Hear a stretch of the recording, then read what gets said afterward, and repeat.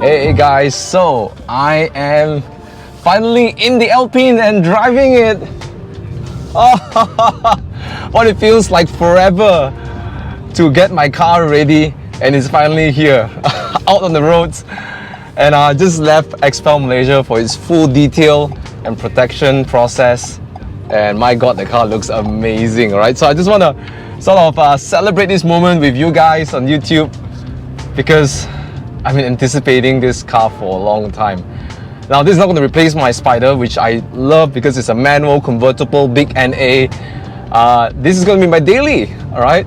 I thought of something small, something that can be sporty as well, but I always wanted something that is special in there. So yeah, right now I'm going to take my car to prepare it for its first genting run, and I'm going to get some alignment done. So that's going to be really interesting. Okay, and my window is not adjusted, so I'm going to do it right now. Okay, so something interesting about Alpine is that because it's such a rare car, they don't really have the geometry in most of the alignment systems. Maybe they do in Malaysia, but you know, it can be a little bit tricky. So what I've done is to went online to Live 110. Now, this is a enthusiast-driven company. They do tunings, but they actually offer their suspension geometry setup for free, so you can literally go up and download. And I think it's because of the small group of Alpine lovers, and you know, I feel like because of that, there's this wanting to support the community. So you know, they provide the geometry, and I'm going to go and set it up according to the recommendation. All right, and maybe I'll do a tune in the future, but you know, let's see how the car goes for the moment. But right now, just driving around, people are just staring at this car like, what the heck is this car, right? And it feels awfully small. It reminds me of an MX-5 size. I feel like I'm a little baby amongst other cars. Like even, you know, a Altis right in front of me feels huge. Okay, so yeah, big shout out to XPEL Malaysia. Thank you so much for allowing me to film the whole process, the PPF, the coating process, the protection process, what it takes to really, you know, keep the car nice and beautiful all around its lifetime, right? So to find out more about XPEL's products, just link in the description below. Been a user for a long time, absolutely love it. All right. So I'm heading over to T-Align. We'll be doing my suspension with the Live 110 specific geometry. Okay. You know, it's nice to drive automatic around after driving manuals and stuff. You know, I know, yeah, real men should drive manuals, but when it comes to traffic jam like this, you know, automatic makes a big difference. Okay, so while I'm driving over to T-Align, I want to talk about why I chose the A110 Legion GT. All right, so for those of you who may or may not know, there are a set of different variants for the Alpine. Okay. There is the A110 Pure when it's launched, and the Pure one is the bucket seats, they call it the basic spec, and it's already amazing, right? And the reviews, of course, were fantastic, okay? And then they launched the A110S, which has 300 horsepower and with 50% stiffer suspension, anti-roll bars and stuff. Now, on the surface, most people ask me, right, on Instagram, why didn't you pick the more powerful one? Well, I've actually got a good chance to, or good fortune to actually drive an A110S, which is provided by Dave from Beamer, and I thought it was a great car, but with the suspension being stiffer, it somewhat robs the fun of driving the Alpine. When you're pushing it, it just, yeah, it's more competent, but you know what makes Alpine special is that nice roly-poly 4 double wishbone, you know, and it's not uncomfortable, it's just different, right? And Alpine even says it's not a better car because there's more power, it's just different, okay? So I thought that if I really want to get something for myself, I want to get something that I like. Plus, the one that I drove that was here, it's with matte color paint, which I don't like as well. I like something gloss, all right? And then there is the R, which is the extreme version. Forget about that, no, because of the big wings and stuff, I don't like wings. So I thought of, you know, the basic spec, the pure spec. But one thing I didn't like about the pure spec was the bucket seats. It's actually quite comfortable, but I do like a bit of being able to recline the seats. So, you know, I say, no, forget about it. I want the comfort seats. And then I found this special spec called the Legion GT, right? So the Legion GT offers everything of the basic spec, which is the roly-poly suspension, the basic, the one that everyone loves, the road bias suspension. Hey, let me go, I'm a small car. Excusez-moi, merci beaucoup. All right, it has that more road bias setup, and it has this beautiful color which you see in the exterior is the Mercure Silver limited edition color, and this beautiful tobacco tan seats. It's amazing. Talking about amazing, I like just how the car pulls away. The gear ratios are short. It goes from 1, 2, 3, 4 really quickly, so you don't have to really go fast to enjoy the car, and it feels so light. It's so eager to go. I love it. Okay, very comfortable actually. Incredible with the 4 double wishbone and that long travel suspension. Okay.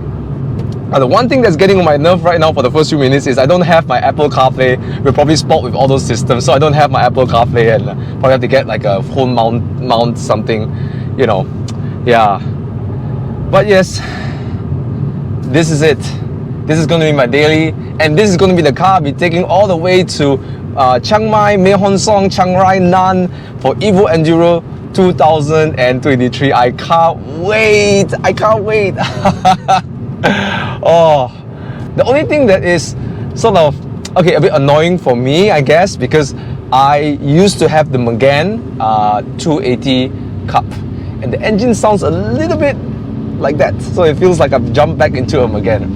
Hey! Oh, I love it. I love it. Getting thumbs up from people already, alright? Ah, Legion GT. Gosh. And you know what? It's something I can really see myself dating in. It is so comfortable, it's pliant, yeah, and it looks special.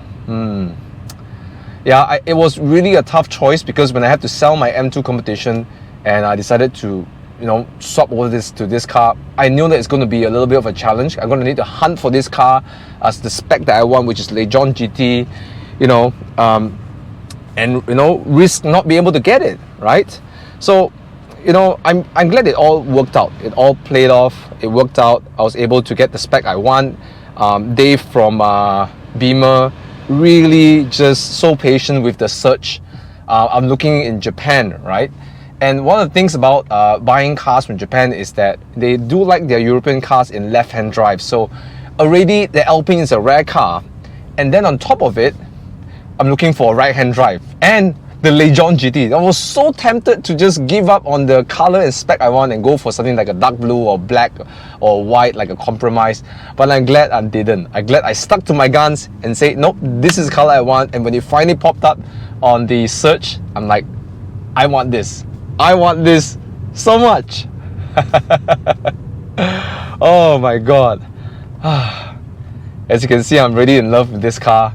Haven't driven on genting yet. I'm going to do that tomorrow, all right, after the T-Align suspension geometry setup. I'll take you through it in a moment, okay?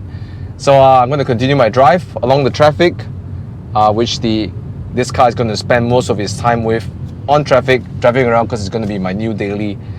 And I'll update you as soon as I get to T-Align, okay? All right, so we're here at T-Align with the Alpine, right? And we're going to do it on full balancing and also alignment. Now, this is a very important thing. The alignment makes a big difference in your handling, okay? And I always come back to T-Align because they always take care of all the equipment, you know, especially the alignment machine that needs calibration. And I found that with so many shops I tried in Malaysia, T-Align has been the best in the suspension and geometry setup, right? So yeah, the car's going to get on the jack, and then we're going to show you a little bit more on the alignment geometry once we get that process started, right?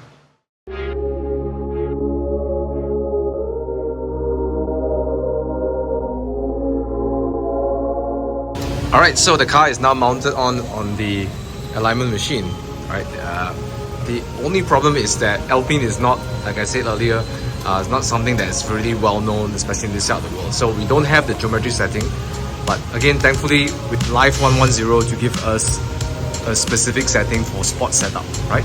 So they're going to key it all inside here, and then we're going to see how our current setting is compared to this one over here. So this is the current adjustment, right? So this is pretty much stopped. I mean, it's gone off because it's been sitting in the showroom for a while, right? Right now, we are actually toe out, so we want to make it toe in. It's kind of strange, Renault does this a lot. They toe out in the front, right? But it's supposed to toe in a little bit. Righty, so it's all completely done.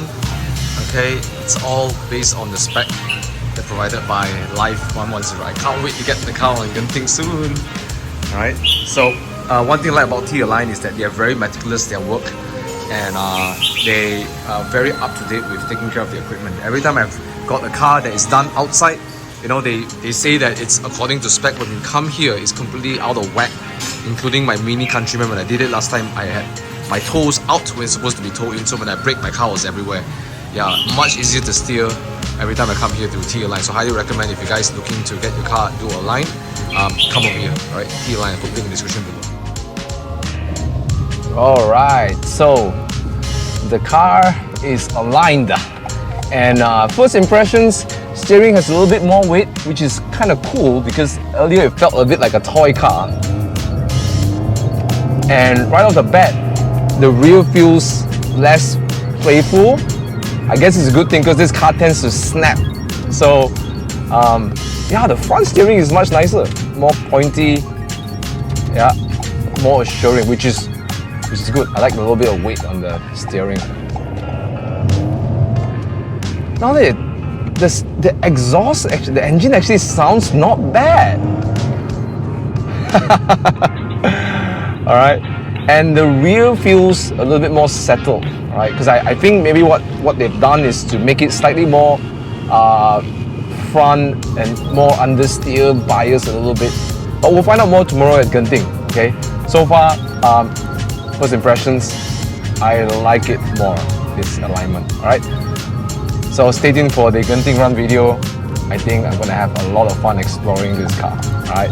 So thanks for watching, you guys, and subscribe to my channel for more updates on the Alpine and my garage, and also other contents around car and car enthusiasts. And you know, I have this series that I help people calculate how much it costs to own the car of their dreams. Right, so check that out as well. Right, thanks for tuning in, guys, and I'll see you in another video. Love you guys, and keep it 100%. Peace out.